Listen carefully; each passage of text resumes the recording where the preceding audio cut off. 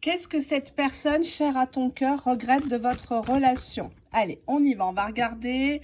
Alors, c'est une personne qui avait des problèmes déjà dans l'enfance ou qui n'a pas eu un modèle parental sain, équilibré. On va regarder le dos de deck. Cette personne, elle vit un conflit intérieur.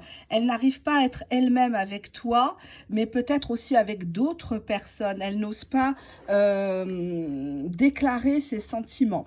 On te parle ici de secrets et de non-dits. Cette personne, elle a une armure. Elle ne veut pas qu'on gratte sa carapace. Elle ne veut pas que tu découvres certaines choses. Ça peut être des choses positives comme négatives. Cette personne, elle ne mélange pas tout. Elle n'est pas prête encore à te faire rentrer dans sa vie à 100%.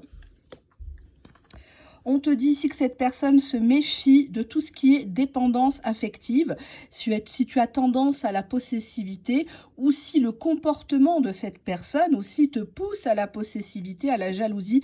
Cette personne a très peur de ça. On te dit ici que cette personne, elle s'est vue obligée de te mentir pour ne pas te blesser, pour ne pas raviver ta blessure de rejet, de trahison. Cette personne ne s'est pas présentée honnêtement à toi. Ça peut concerner sa situation familiale, amoureuse, sa situation administrative. On voit ici un lien peut-être que tu qualifierais de flamme jumelle, mais que je qualifierais plutôt de relation de fuis-moi, je te suis, de relation passionnelle ici. On a ici une relation où on accepte beaucoup de l'autre, même si parfois ça nous fait mal, même si parfois ça peut aller jusqu'à nous détruire, hélas. Bon, je pense que là, il y a une certaine toxicité. On voit qu'il y a un des personnages qui est loyal, qui attend, qui est capable de beaucoup par rapport à une énergie tierce. Encore une fois, on a ici une personne qui convoite votre autre ou qui est avec votre autre et qui vous souhaite du mal. Ici, on parle du mauvais œil dans cette histoire. Pourquoi le mauvais œil? Parce que cette personne ne veut pas que tu couches ou que tu recouches avec ton bien-aimé, ton autre. Peut-être que tu fais mieux l'amour qu'elle, il faut quand même le dire.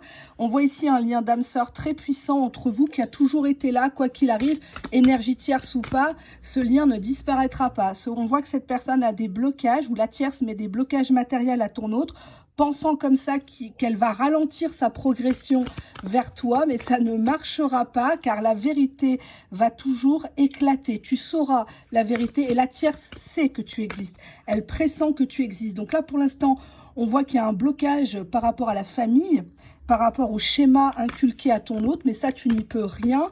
Et on voit qu'il va avoir une prise de conscience très prochainement, un déclic, comme quoi tu es la bonne personne.